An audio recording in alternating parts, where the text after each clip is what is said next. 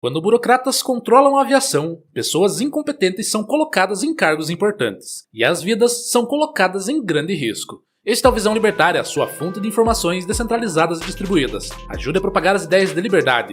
Deixe o seu like e compartilhe com seus amigos. Um artigo seu pode virar vídeo aqui também, sabia? Este artigo foi escrito por Gladius, o gladiador da Grande Glande, revisado e narrado por Gordinho Caipira.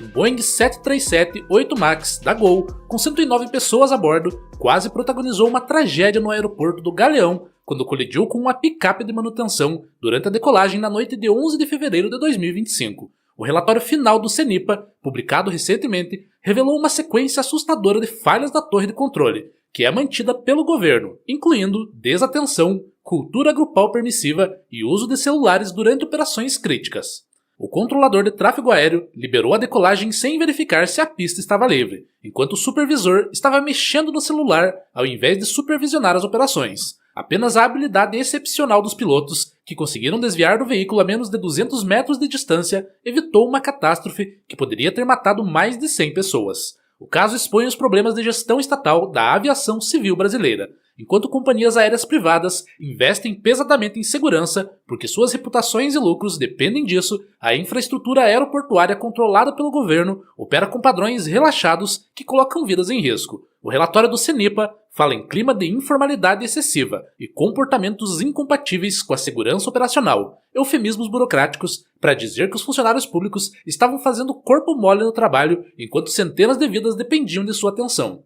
Mais um exemplo de serviço que é muito importante para ser deixado na mão do Estado.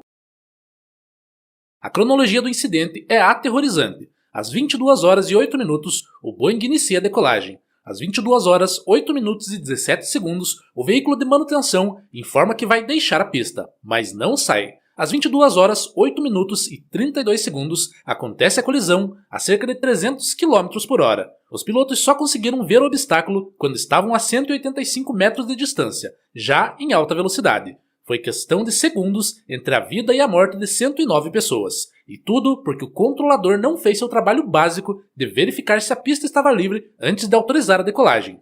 Mas o mais revoltante é que isso não foi um acidente isolado, mas o resultado previsível de uma cultura grupal permissiva que se instalou na torre de controle. O próprio controlador admitiu ter sentido um rebaixamento de atenção por causa do ambiente descontraído. O supervisor disse que já havia terminado o turno, mas continuava na torre finalizando anotações, ou seja, fazendo hora extra informal enquanto mexia no celular durante operações críticas.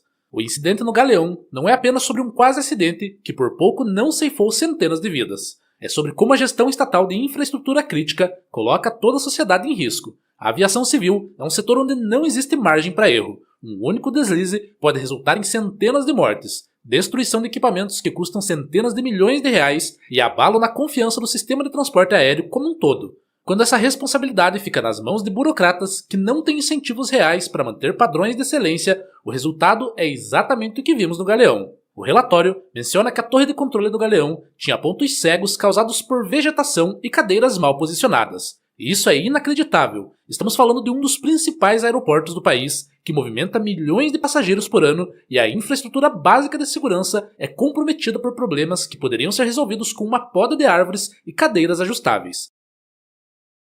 Mas como não há pressão competitiva, esses problemas óbvios simplesmente são ignorados, até que causem uma tragédia. Os danos potenciais vão muito além das 109 vidas que estavam em risco naquele voo específico.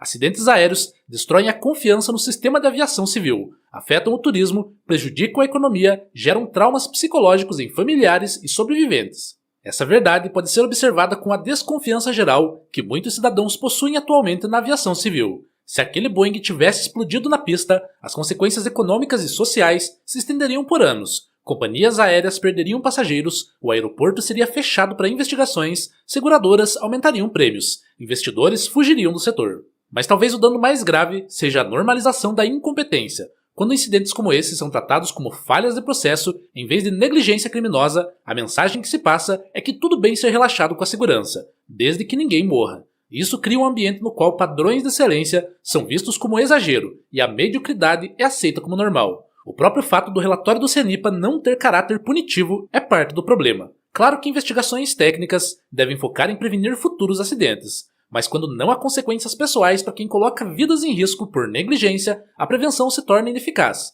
As pessoas só mudam de comportamento quando há incentivos reais para a mudança. Do ponto de vista libertário, a solução para os problemas da aviação civil brasileira é a privatização completa de aeroportos e controle de tráfego aéreo. A gestão estatal de infraestrutura crítica é incompatível com os padrões de segurança e eficiência que a sociedade moderna exige. Quando vidas humanas dependem de decisões tomadas em frações de segundo, não podemos nos dar ao luxo de ter funcionários públicos desmotivados mexendo no celular durante operações críticas.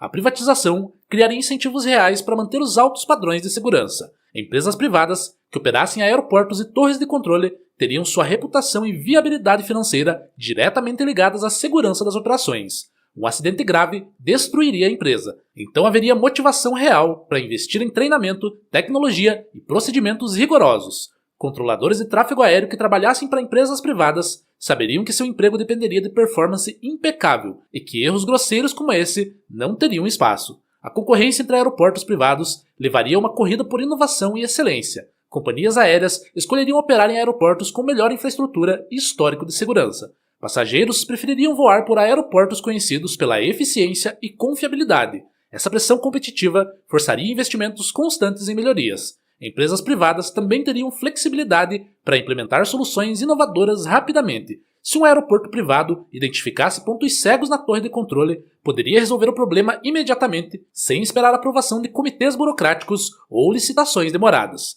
Se precisasse de equipamentos mais modernos, compraria no mercado. Se tivesse funcionários incompetentes, os demitiria e contrataria melhores. O argumento comum contra a privatização da aviação é que segurança é responsabilidade do Estado e não pode ser deixada para o mercado. Mas essa visão ignora que países com a aviação civil mais segura do mundo têm ampla participação privada. Nos Estados Unidos, muitos aeroportos são operados por empresas privadas sob concessão, inclusive os operadores da torre. Na Europa, a maioria dos grandes aeroportos foi privatizada, e esses países têm índices de segurança muito superiores ao Brasil. A regulamentação viria de certificações oferecidas por corporações dedicadas a esse tipo de atividade, focadas em estabelecer padrões técnicos e de segurança, não em operar diretamente a infraestrutura. Agências reguladoras independentes fiscalizariam o cumprimento das normas, mas a operação ficaria com empresas que têm incentivos reais para fazer tudo certo.